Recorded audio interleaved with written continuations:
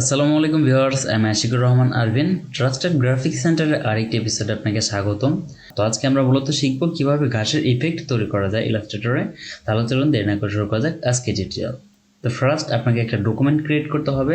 তারপর টুলস বার থেকে এখান থেকে ইলিপস টুল সিলেক্ট করতে হবে। শিফট এবং অল্টার প্রেস করে একটা ইলিপস টানবেন। এবার এটি স্ট্রোক কালার নান করে দিবেন এবং ফিল কালারে এসে এখান থেকে গ্রেডিয়েন্ট কালার ইউজ করে দেবেন। এখান থেকে চলে আসবেন গ্রেডিয়েন্ট অপশনে। তো গ্রেডিয়েন্ট অপশন যদি এখানে না থাকে তো উইন্ডো থেকে এখানে গ্রেডিয়েন্ট অপশন কোথায় আছে সেটা চেক মার্ক করে নেবেন। তো গ্রেডিয়েন্ট এখানে দেখেন আছে, গ্রেডিয়েন্ট চেক মার্ক করার পর গ্রেডিয়েন্ট অপশনে আসার পর এবার এটার কালার আমি চেঞ্জ করে দেবো। তো দুই সাইডে দুইটা ডট আছে, ডটের এই সাইডেতে হোয়াইট কালার যেটাতে এটা আমি চেঞ্জ করে দেবো। তো এটার উপর ডাবল ক্লিক করেন তাহলে কালার অপশনটা আসবে। তো উপরে থাকলে নিচে আসবেন, ছোঁয়াচে আসবেন, ছোঁয়াচে আসার পর এখানে দেখেন একদম লাইট গ্রিন কালার যেটা আছে এটা সিলেক্ট করে দিলাম, তাহলে এই কালারটা চলে আসলো এবং এই সাইডে আমরা ব্ল্যাক কালারই রেখে দিলাম।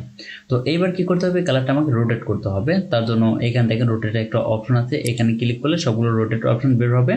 এখান থেকে -90 ডিগ্রি আমি অ্যাঙ্গেল করে দিলাম, অর্থাৎ গ্রিন কালারটা উপরে এবং ব্ল্যাক কালারটা নিচে পাঠিয়ে দিলাম।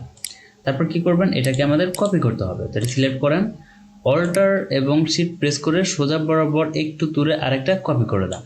তো আরেকটা কপি করে দিলাম। এবার কিবোর্ড থেকে কন্ট্রোল-D প্রেস করলে এটা ডুপ্লিকেট হবে, এটা প্রেস করে ধরে রাখলে অটোমেটিকলি ডুপ্লিকেট হতেই থাকবে। এবার সবগুলোকে সিলেক্ট করান। এবার নিচ বরাবর আমাদের আরও অনেকগুলো লাইন ক্রিয়েট করতে হবে। তার জন্য সবগুলোকে সিলেক্ট করার পর অল্টার প্রেস করে শিফট প্রেস করে নিচ বরাবর আরেকটা লাইন আপনি ড্র করে দেন।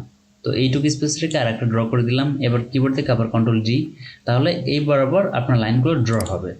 এবার যতটুকুর প্রয়োজন ততটুকু আপনি নেবেন। এবার সবগুলোকে সিলেক্ট করেন, সিলেক্ট করার পর এটা গ্রুপ করে নিতে হবে। তো কন্ট্রোল-G দিলে এটা গ্রুপ হবে। গ্রুপ করে নেওয়ার পর এটার মধ্যে এবার ইফেক্টটা অ্যাপ্লাই করব। তো এটা সিলেক্ট করেন, চলে যান ইফেক্টে, ইফেক্ট থেকে ডিস্টর্ট অ্যান্ড ট্রান্সফর্ম, এখান থেকে রঘুয়ানে এটার মধ্যে ক্লিক করে দেন। এই অপশনটা আসার পর এখান থেকে ফার্স্ট আছে সাইজ। তো এটা সাইজ কত দেবেন, তো এখান ধরেন 50 দিয়ে দিলাম, নিচে একটা ক্লিক করে দিই, তাহলে এটা সাইজটা দেখেন। মানে এখন ঘাসের পাতাগুলো খুব মোটা মোটা আছে। তো এখানে দেখেন ডিটেলস যেটা আছে এটা যদি বাড়ান তাহলে এটা চিকন হবে। তো এইটার সাইজটা আমি ধরেন 50 দিয়ে দিলাম, এনাফ। তো উপরে একটা ক্লিক করেন তাহলে এটা বসে যাবে। তো এটা করার সময় একটু লোড নিতে পারেন। ওকে, দেখেন এই ঘাসগুলো কিন্তু একদম রিয়েলিস্টিক ঘাসের মতো, মানে আপনি যে কোনো জায়গায় খুব সুন্দরলি বা প্রপারলি ভাবে এটা ইউজ করতে পারেন।